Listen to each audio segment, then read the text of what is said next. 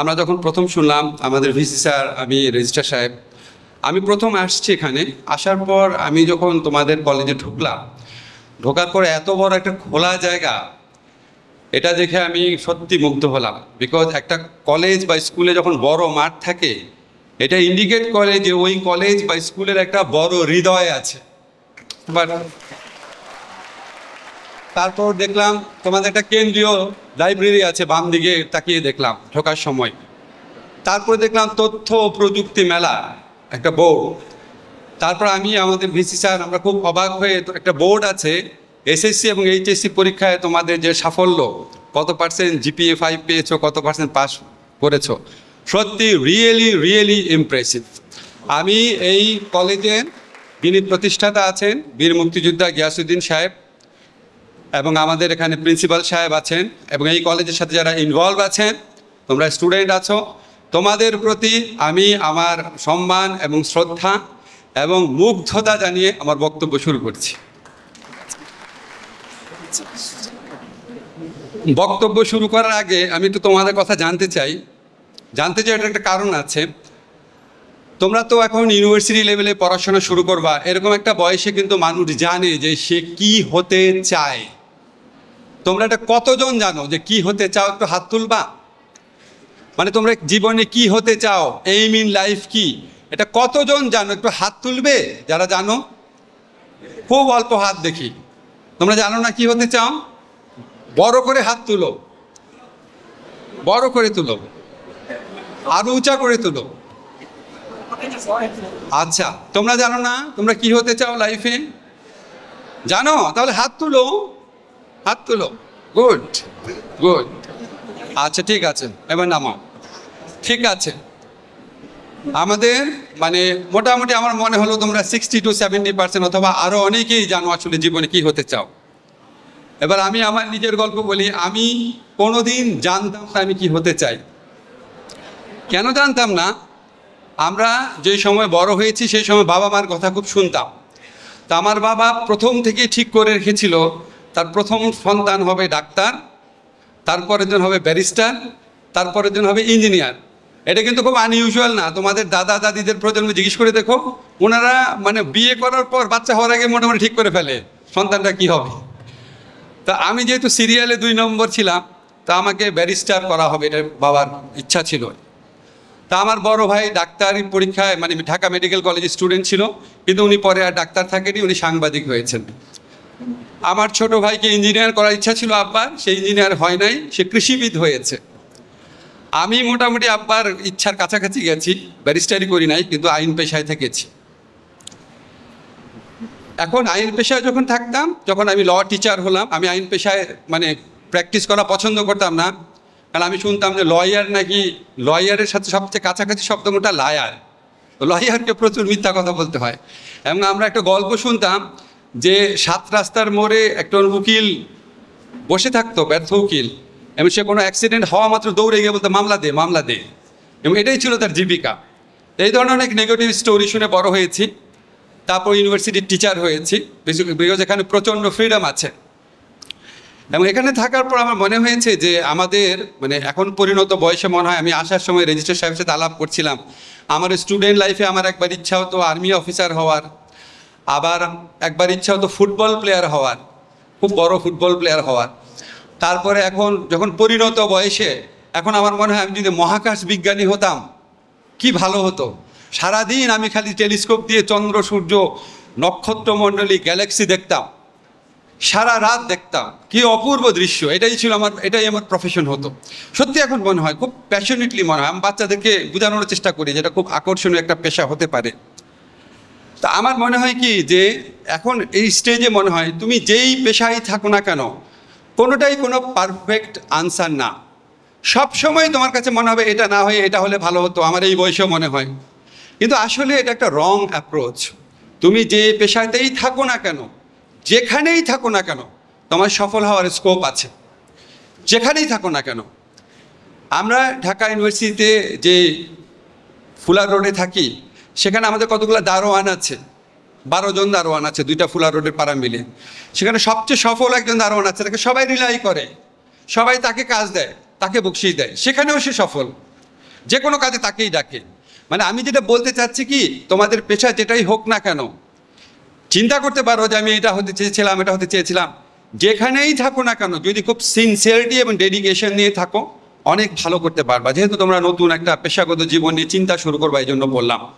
তোমরা তো অনেকে ছবি দেখো, দেখো না? ফরেস্ট গাম্প দেখেছো? কয়জন দেখেছো? হাত তোলো তো। তোমাদের কিন্তু হাত তোলার ব্যাপারে একটা লজ্জা আছে। হাত তোলার সাথে পর্দার কোনো সম্পর্ক নাই, হাত তুলো। ফরেস্ট গাম্প দেখেছো? আচ্ছা, 12 ফেল দেখেছো? 12 ফেল, ওরে বাবা, আচ্ছা ঠিক আছে বসো। 12 ফেল দেখে একটা জিনিস খুব ভালো লেগেছে না, যে একটা ছেলে একটা দরিদ্র পরিবার থেকে আসে, কত কষ্ট করে সে আলটিমেটলি বড় পুলিশ অফিসার হয়। অনেক কষ্ট করে না? সে কিন্তু আলটিমেটলি বড় পুলিশ অফিসার হয় ওই মেয়েটার জন্য। মেয়েটা যখন তাকে বলে তুমি না বলছো আমার জন্য সব কিছু করতে পারবা, ঠিক আছে? 12 ফেইলটা ছবিটা দেখে তোমাদের মনে হয়েছে না যে এরকম ঘটনা ঘটে নাকি? খুব বিমোহিত এবং মুগ্ধ হয়েছো না? হয়েছ? আচ্ছা, এবার আমাদের স্টেট ইউনিভার্সিটি অফ বাংলাদেশের 12 ফেইলের গল্প শোনো। এটা সত্যি গল্প, এটা ছায়াছবির গল্প না। আমাদের ইউনিভার্সিটিতে আজকের থেকে 10-11 বছর আগে, এই গল্পটা আমি অনেক জায়গায় বলি, আমার ফেসবুক অ্যাকাউন্টেও লিখেছি। 10-11 বছর আগে একটা স্টুডেন্ট আসতো, খুবই অর্ডিনারি ব্যাকগ্রাউন্ডের, বুঝতে পারছো, মানে কাপড় চোপড় দেখে বোঝা যায় একটা কাপড়ে বারবার পরে আসে, খুবই ক্লান্ত চেহারা, খুবই ঘর্মাক্ত চেহারা, বেতন দিতে পারছে না ঠিক মতো, বারবার তোমার ডিফল্টার হয়ে যাচ্ছে, আর ক্লাসে আসতো দেরি করে, কিন্তু ক্লাসে খুব ভালো আনসার করতো। তা আমি তাকে জিজ্ঞেস করলাম, নাম বলছি না আমি তাকে জিজ্ঞেস করলাম একদিন ডেকে, তুমি তো খুব ভালো আনসার করো ক্লাসে, তো দেরি করো কেন? তখন সে আমাকে তার লাইফের কাহিনীটা বলে, একটু ভালো করে শোনো। আমাদের ইউনিভার্সিটি ক্যাম্পাস ছিল তখন ধানমন্ডিতে, সে থাকতো কেরানীগঞ্জের দূরের একটা গ্রামে, আমার গ্রামটার নাম মনে নাই। সে 1 ঘন্টা হেঁটে নদীর পাড়ে আসতো, নৌকা দিয়ে ঢাকা শহরে আসতো, টেম্পুতে করে জিকাতলার দিকে আসতো, তারপর আবার হেঁটে আসতো। কোনো একদিন নৌকা পেতে দেরি হলে বা টেম্পু পেতে দেরি হলে, তোমরা জানো মেয়েদের এখানে টেম্পুতে চড়ার ক্ষেত্রে অনেক প্রবলেম আছে, যে একটু কমফোর্ট চায় আর কি। এই শুধুমাত্র যাতায়াতের জন্য তার দিনের পর দিন দেরি হতো, দিনের পর দিন, এবং ফি দিতে পারতো না, ফাইন হতো, খুব খারাপ অবস্থা হতো, এত কষ্ট করতো মেয়েটা। যাই হোক, আমি স্টেট ইউনিভার্সিটিতে আমাদের যে প্রেসিডেন্ট আছেন, বোর্ড অফ ট্রাস্টিজেন, তাকে পুরো ঘটনাটা বললাম। Is a nice person. উনি তার জন্য ওনার আমাদের যে লাইব্রেরি আছে সেখানে একটা পার্ট টাইম কাজের ব্যবস্থা করে দিল। পার্ট টাইম কাজের ব্যবস্থা করলো, মাসে বেতন মাত্র 5,000 টাকা। সে সকালবেলা চলে আসতো, অনেক লাইব্রেরিতে কাজ করতো, ক্লাস করতো, খুব কষ্ট করতো। এখন আমাদের যারা ল পরীক্ষা দেয়, আমাদের অনেকের জীবনে স্বপ্ন থাকে লয়ার হওয়া, আর যারা অনেক বড় স্বপ্ন দেখতে চায় তারা জাজ হতে চায়। বিকজ তোমরা জানো জাজ ইজ ভেরি কম্পিটিটিভ এক্সাম, ঠিক আছে? 1 লক্ষ ল স্টুডেন্টের মধ্যে থেকে হয়তো 100 জন জাজ হয়, ভেরি কম্পিটিটিভ।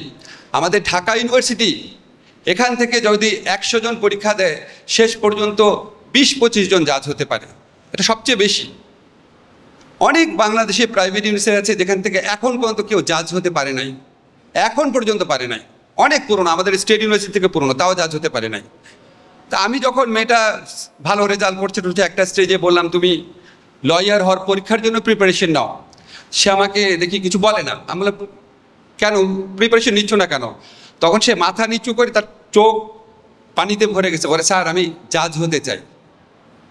আমার এত দরিদ্র ঘরের একটা মেয়ে এত কষ্ট করছে, তার জীবনে এত বড় স্বপ্ন। তা আমি তাকে অনেক বোঝানোর চেষ্টা করলাম, তুমি প্রথমে লয়ার হও, আস্তে আস্তে দেখা যাবে। সে কথাই শুনলো না, সে পরীক্ষা দিল, প্রথমবার ফেল করলো, দ্বিতীয়বার পরীক্ষা দিল, রিটেন পাস করলো, কিন্তু ভাইভাতে ফেল করলো। থার্ড টাইম যখন আসলো, আমি বললাম তোমার এত স্ট্রাগল জীবনে, এত কিছু, তোমার ফ্যামিলিকে দেখতে হয়, তোমার ছোট ভাই বোন আছে, কেন এত কষ্ট করতেছো? তুমি একটা ভালো ফার্মে ঢুকো, আমি তোমাকে ঢুকিয়ে দিই। সে কিছু বললো না, চলে গেল। তারপর আমি তাকে ভুলে গেলাম, কারণ তোমরা জানো যে জুডিশিয়ারি পরীক্ষা 1 বছর 1.5 বছর পর হয়। হঠাৎ একদিন আমাকে আমাদের ডিপার্টমেন্টে আজগর ভাই, উনি ফোন করেছে, মানে সিনিয়র একজন টিচার আর কি, ফোন করে দেখে উনি কথা বলতে পারছেন আনন্দের চোটে। আমরা সবাই খুব ভালোবাসতাম ওকে। সে চিৎকার করা বলছে ও তো জাজ হয়ে গেছে। আমি তোমাদেরকে যে মেয়েটার কথা বললাম, এখন শরীয়তপুরে সে একজন ম্যাজিস্ট্রেট হিসাবে কর্মরত। আমার কাছে মনে হয়েছে ওর জীবনে যে 12 ফেলের যে লোকটাকে দেখেছো তার চেয়ে অনেক গ্লোরিয়াস, অনেক বেশি স্ট্রাগল করেছে। আমি তার গল্প সব কাছে বলি। আমার এই আজাদ আবুল কালাম, ঈশ্বরচন্দ্র বিদ্যাসাগরের গল্প দরকার নাই। শুনলে মনে আছে উনি আমেরিকার ইন্ডিয়ার প্রেসিডেন্ট হয়েছে, ঈশ্বরচন্দ্র বিদ্যাসাগর এত বড় মনীষী, এটা কি আর কি মানুষের জীবন না? এটা তো অসাধারণ মানুষের জীবন। অসাধারণ মানুষ না, আমাদের সাধারণ মানুষের জীবনে এরকম অনেক অসাধারণ গল্প আছে। তোমাদের চেয়েও অনেক বেশি কষ্টে থাকা ছেলেমেয়েরা, তোমাদের একটা গল্প বললাম, আরও অনেক গল্প আছে। আমি শিওর আমাদের চৌধুরী মফিজুর রহমান স্যার, উনি ওনার অনেক স্টুডেন্টদের এরকম গল্প বলতে পারবে। সাধারণ পরিবার থেকে এসে কষ্ট করে, পরিশ্রম করে, ডিটারমিনেশন রেখে জীবনে সবচেয়ে বড় জায়গায় গেছে। আমি তোমাদের এই গল্পটা বললাম এটার জন্য যে 12 ফেইল কোনো সিনেমা না, এর চেয়ে অনেক বড় বড় বাস্তব ঘটনা ঘটে এবং তোমরা প্রত্যেকে যেন সেই বাস্তব ঘটনার নায়ক হতে পারো। এই দোয়া আমি তোমাদের জন্য করলাম, এই ইন্সপিরেশন যেন তোমাদের মধ্যে থাকে। পারবে না হতে? আচ্ছা, গুড। এখন লাস্ট একটা কথা বলি। আমরা যখন, আমাদের তো বয়স হয়ে গেছে, এখন আমরা চিন্তা করি যে আসলে মানুষের জীবনটা কেন আমরা জন্ম নিই। তোমরা একটা জিনিস চিন্তা করে দেখো, 1400 কোটি বছর আগে, 1400 কোটি বছর আগে, ঠিক আছে, এই পৃথিবীর মানে বিগ ব্যাং থিওরি আমরা যেটা বলি, এনার্জি এবং ম্যাটার এটা অ্যাপিয়ার করেছিল 1400 কোটি বছর আগে। তার 1000 কোটি বছর পর, 1000 কোটি বছর পর এই আর্থটা ফরমেশন হয়েছিল, অর্থাৎ প্রায় 500 কোটি বছর আগে। এই 500 কোটি বছরের মধ্যে মাত্র পৃথিবীর বয়স যদি 500 কোটি হয়, এই আধুনিক মানুষ বা হোমোসেপিয়ান আমরা যাদের বলি, আমাদের পূর্বপুরুষ যারা বলি, আমরা যদি বিজ্ঞান বিশ্বাসযোগ্য ধরে নেই, হোমোসেপিয়ানরা পৃথিবীতে ডমিনেন্ট হয়েছে মাত্র 30,000 বছর আগে। আমরা আধুনিক মানুষ হওয়া শুরু করেছি মাত্র 12,000 বছর আগে, যখন এগ্রিকালচারাল রেভলিউশন হয়। আর সত্যিকারে সম্পূর্ণ যন্ত্র নির্ভর আধুনিক মানুষ হওয়া শুরু করেছে মাত্র 250 বছর আগে। আমেরিকার মতো দেশে মেয়েরা ভোটাধিকার পেয়েছে মাত্র 70-80 বছর আগে। এখন তুমি যদি মহাকালের হিসাব করো, পৃথিবীর বয়স 500 কোটি বছর, আর আমি বাঁচবো 70-80 বছর বয়স, তাহলে আমার জীবন আসলে 1 মিলি সেকেন্ডের সমান। 1টা মিলি সেকেন্ডের সমান, এত ছোট, এত তুচ্ছ। যে তারাশঙ্করের কবি উপন্যাসে আছে না, নিতাই বলে জীবন এত ছোট কেন? সত্যি খুবই ছোট। তোমরা যখন আমাদের বয়সে এক ঝলকে জীবন শেষ হয়ে যায়, তাহলে এই জীবনের সার্থকতা কি? এই ছোট জীবনে তুমি কি চুরিধারি করে হাজার হাজার কোটি টাকা কামাবা পাপ অর্জন করার জন্য, সন্তানদের ঘৃণা অর্জন করার জন্য, পরবর্তী প্রজন্মে এফেক্টের মানুষের বরদোয়া ধিক্কার অর্জনের জন্য? আমি শেষ করছি। এটা একটা অপশন, এটা একটা অপশন। আরেকটা অপশন হচ্ছে এই ছোট জীবনটা তুমি ব্যয় করতে পারো মানুষের ভালোবাসা আর শ্রদ্ধা অর্জন করে, মানুষের ভয় অর্জন করে না। অমানুষ যারা, তারা চায় মানুষ যেন তাদের ভয় পায়, আর যারা ভালো মানুষ তারা চায় মানুষ যেন তাদের শ্রদ্ধা করে, ভালোবাসে। এবং আমি এই বয়সে তোমাদের বলে যাই, যখন তুমি মানুষের ভালোবাসা পাবা, একটা মানুষের মুখে হাসি ফোটাতে পারবা, যখন তার কৃতজ্ঞ চেহারা দেখতে পারবা, জীবনে এর চেয়ে বড় আনন্দ আর কিছু নাই।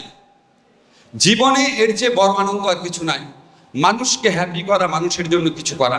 তো তোমাদের জীবনের লক্ষ্য হোক যে যাই হও না কেন, তুমি যেন মানুষের জন্য কিছু করতে পারো। এখন মানুষের জন্য কিছু কারা করতে পারে এটা তোমাদের বুঝতে হবে। তোমার যত ইন্টেনশনই থাকুক না কেন, ভালো ইন্টেনশন, তুমি যদি বড় জায়গায় না যেতে পারো, তাহলে তুমি মানুষের জন্য ভালো কিছু করতে পারবে না, করার সামর্থ্যই তো তোমার থাকবে না। ছোট উদাহরণ দিয়ে বলি, আমাদের আইন পেশায় যারা পচা আইনজীবী, বাজে আইনজীবী, অযোগ্য আইনজীবী, পড়াশোনা করে নাই, তারা সবাই দালালি করে, ধান্দাবাজি করে, ফেক দলিল দিয়ে মানুষকে বিভ্রান্ত করে, মানুষের সাথে ধাপ্পাবাজি করে টাকা অর্জন করে। আর যারা ভালো আইনজীবী, তারা বড় বড় ক্লায়েন্টের মামলা করে। আমার নিজের স্টুডেন্ট আছে 2-3 কোটি টাকা মাসে হালাল পথে অর্জন করে, এবং প্রত্যেক মাসে অন্তত 40-50টা মানুষকে ফ্রি লিগাল এইড দেয়। তো ভালো মানুষ, তুমি যদি সত্যি মানুষের জন্য উপকার করতে চাও, তাহলে তোমাকে যোগ্য মানুষ হতে হবে, জীবনে অনেক বড় হইতে হবে। বড় জায়গায় গেলে বেশি মানুষের উপকার করতে পারবা। তো আমি তোমাদের জন্য দোয়া রাখলাম, তোমরা সেই মানুষ যেন হতে পারো। আমাদের এখানে বলা হচ্ছে এবং আমরা বিশ্বাস করি যে এই তোমার গিয়াসউদ্দিন ইসলামিক মডেল কলেজ এবং স্কুল হচ্ছে শ্রেষ্ঠ ছাত্র ছাত্রীদের প্রতিষ্ঠান। আমি দোয়া করি, প্রত্যাশা করি গিয়াসউদ্দিন ইসলামিক মডেল কলেজ এবং স্কুল এটা যেন শ্রেষ্ঠ মানুষের প্রতিষ্ঠানে পরিণত হয়। ধন্যবাদ।